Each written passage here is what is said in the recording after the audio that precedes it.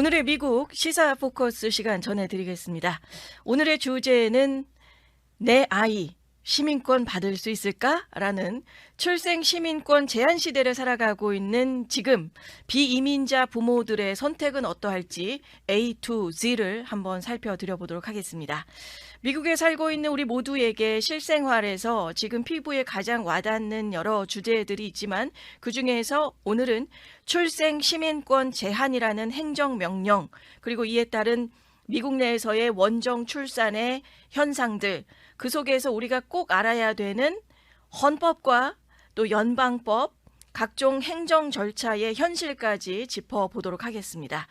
오늘은요, 타주에서 출생 시민권이 유효한 주로 원정 출산을 하게 되는 경우, 아니면 또 한국 등에서 유학생 등의 비이민 신분으로 타주에 있다가 캘리포니아 등으로 출생 시민권 효력이 되는 주로 출산하는 경우 등등 아주 디테일한 실제 예를 들어드리면서 자세하게 설명을 해드리도록 하겠습니다. 2025년 7월 10일 오늘의 기준으로 전해드린다는 시점을 꼭 감안하셔서 잘 따라와 주시기 바랍니다. 자, 먼저 출생 시민권, 왜 지금 그게 문제가 되고 있느냐라는 것을 한번 살펴드려야 되겠죠. 수정헌법 제14조는 이렇게 말합니다. 미국에서 태어난 모든 사람은 부모의 신분과 관계없이 미국 시민이다. 자, 이렇게 수정헌법 제14조에서 명시하고 있고 이 우산 아래에 미국은 출생 시민권이라는 게 자동적으로 부여가 되는 나라입니다. 바로 이 조항이 birthright citizenship의 근거가 되고 있고, 하지만 도널드 트럼프 대통령이 불체자 또는 단기 체류자, 비이민 비자를 대상으로 하는 것이죠. 단기 체류자에게서 태어난 아이에게는 시민권을 주지 않겠다는 행정명령을 발표를 하게 된 것이었죠. 이후에 연방대법원이 6월 27일 또 행정명령의 시행을 가로막던 그 하급심의 전국 효력 가처분을 무력화하는 판결을 지난 6월 27일에 내리게 됐던 것이었습니다. 어떤 주는 되고 또 어떤 주는 안 된다. 효력의 그 가부에 따라서 지금 이 기간 안에서 실제 시행은 7월 26일 이후부터 시행될 예정의 중간 과도기 안에 지금 이 시기가 있다라는 점입니다. 출생 시민권이 유지가 되는 주, 그리고 출생 시민권을 제한하는 주들, 이렇게 자리를 하는 모습으로 지금 양분화가 되게 되는 것이고, 현재로서는 트럼프 행정명령에 이런 행정명령이 있었을 때 그것을 항소하는 모습으로 나타냈었던 지역들의 경우는 헌법의 보호 아래에 트럼프 대통령의 행정명령이라는 게 있었다 하더라도 그 위에 상위 개념인 헌법의 보호 아래에서 항소를 한 주들은 그 출생 시민권이 현재 유효하게 자리하는 지역으로 있게 되는 것이죠. 그게 총 22곳이 되고 있고 캘리포니아를 포함해서 민주당이 강세인 주들이 주로 포함이 되어 있습니다. 출생 시민권 유지하는 주, 항소함으로써 수정헌법 14조의 우산 아래에 출생 시민권이 유효하다는 영향을 받는 주들입니다. 캘리포니아, 뉴욕, 뉴저지, 워싱턴, 매사추세츠, 일리노이, 미시간, 네바다, 오레건, 콜로라도, 메릴랜드, 벌몬트, 코네티컷, 로드아일랜드, 하와이, 미네소타, 뉴멕시코, 펜실베니아, 위스콘신, 델라웨어, 메인, 그리고 워싱턴 DC입니다. 반면에 트럼프 대통령의 행정명령에 대해서 항소도 하지 않았고 그 어떠한 어필도 하지 않은 28개 주들은 자동으로 트럼프 행정명령이 유효하게 작용하는 것이고 7월 26일 이후로는 조용히 있었던 28개 지역들은 자동 출생 시민권에 대해서 비이민자들이나 불체자 신분에 있는 사람들에게서 낳은 자녀들은 시민권을 받을 수가 없게 되는 것이죠.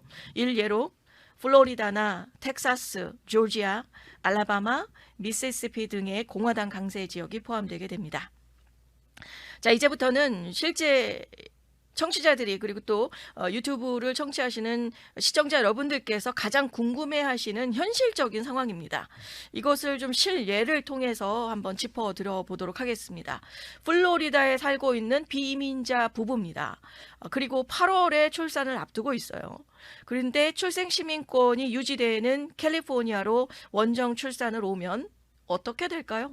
자, 그렇게 되면 비이민자 부모이기는 하지만 캘리포니아에서 원정 출산을 와서 아이를 낳았을 때 자녀는 미국 시민권을 받게 되는 것입니다. 헌법에서 태어난 장소를 기준으로 판단을 하지 부모의 거주지를 기준으로 하지 않기 때문입니다.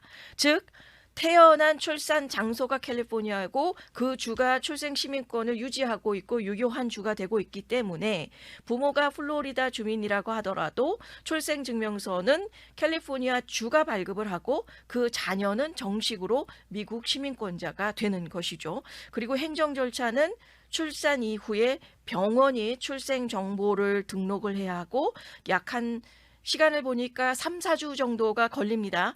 3, 4주 후에 출생증명서 Certified Copy 발급이 가능하고 부모가 플로리다 주소로 우편 수령 신청 가능하고 이후에 여권이나 소셜 번호, 시민권 관련 모든 문서들도 역시 무료로 모두 신청이 가능합니다. 무료 아닙니다.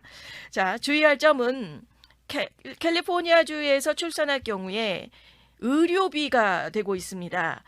보험이 만약에 커버리지가 안 되는 지역이고 타주고 뭐 타주 커버는 안 되는 그런 보험이라고 한다면 캘리포니아에 이렇게 원정으로 출산을 할 경우 타주에서 오는 경우를 얘기하는 것이죠. 현금으로 전액 부담을 해야 되는 것이고 보험이 타주에 등록이 되었다면 출산 비용이 작게는 수천 달러에서 많게는 수만 달러까지도 부담이 될 수 있겠다라고 하는 그 비용도 좀 생각을 해야 된다라는 내용입니다.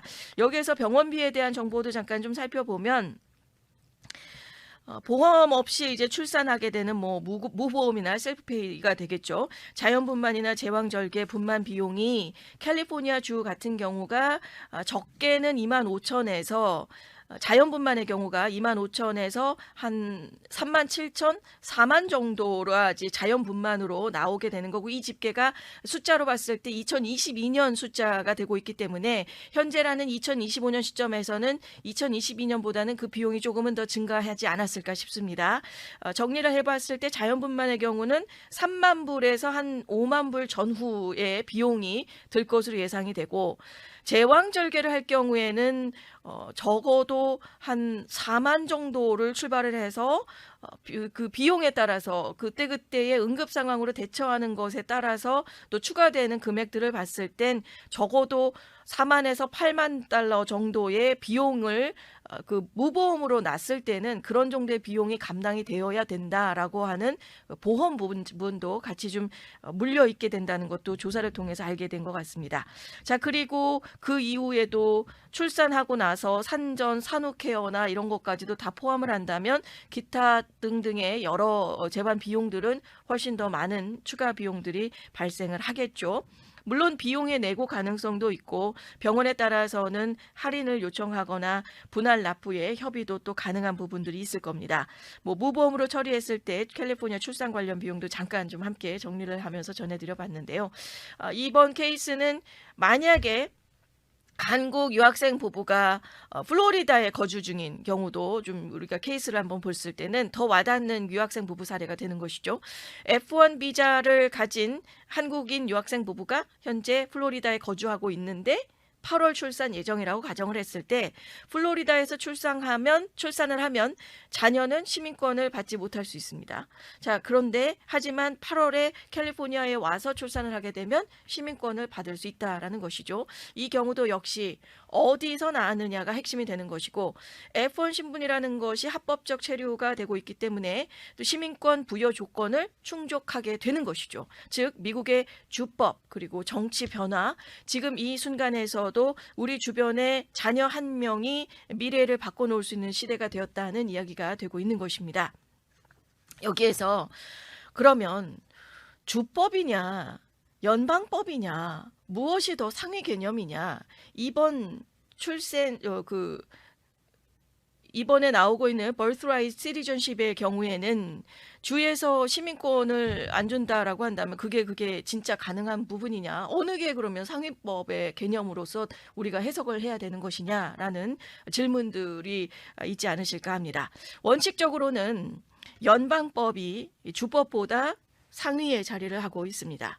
그것을 또한 헌법에서 담고 있기 때문입니다. 가장 최상위 개념인 헌법 제6조 우선 조항이라는 것에 명시가 되어 있고 여기에서 보면 원칙적으로 연방법이 주법보다 상위에 자리를 한다라는 내용이고 다만 트럼프 대통령의 출생 시민권 제한 조치라는 이 내용은 법률이 아닌 행정명령이라는 것이죠. 또한 대법원에서 지난 6월 말에 결정을 내리게 됐었던 내용은 아직 이 행정명령의 헌법의 위반 여부를 본격적으로 판단한 것은 아닙니다.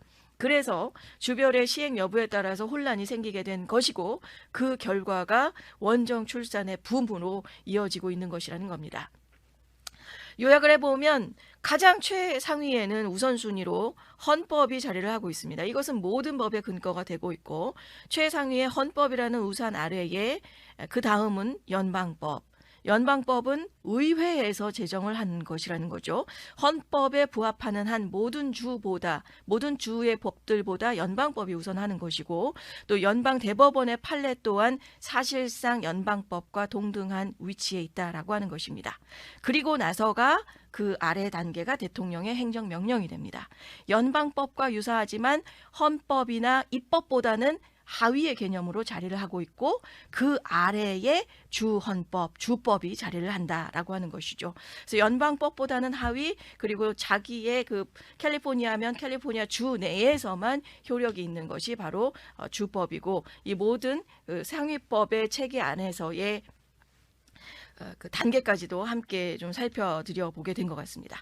캘리포니아처럼 트럼프 대통령의 행정명령이 있었음에도 항소로 인해서 결국은 가장 최상위법인 헌법의 보호 아래 있기 때문에 출생 시민권의 효력이 유효한 지역이 될 수 있었던 것이고 결국은 가장 최상위의 헌법이 있기 때문에 대통령의 행정명령이 있었다 하더라도 그 아래로 제한을 받지 않게 된다는 것이죠. 자, 그럼 이제 앞으로 어떻게 되느냐라고 하는 것입니다. 현재 하급심에서 행정명령의 위헌성에 대한 본안 심리가 진행 중입니다. 최종 대법원의 판결이 10월달로 넘긴다라고 하는 것으로 6월 27일에 발표가 된 것이긴 하지만 10월 달에 시작을 하는 것이 되는 것이죠. 그래서 만약에 판결까지 우리가 간다라고 한다면 2026년으로 그 시간은 넘어가게 될 것으로 예상이 되고 있고 그 전까지는 상당히 혼란기가 되는 것입니다. 어떤 주는 시민권을 주고 어떤 주는 안 주고 이른바 두 개의 미국 시민권 제도가 혼재하는 전례 없는 혼란의 시기가 이어질 것으로 보인다는 점입니다. 출생한 자녀의 시민권 여부가 부모의 거주지, 출산, 병원, 체류 신분에 따라서 갈리게 된 지금입니다. 지금의 이 변화는 단지 법률적인 해석의 문제일 뿐 아니라 미국의 정체성 그 자체를 다시 묻고 있는 정치적인 사건이라고 할 수 있을 것 같습니다.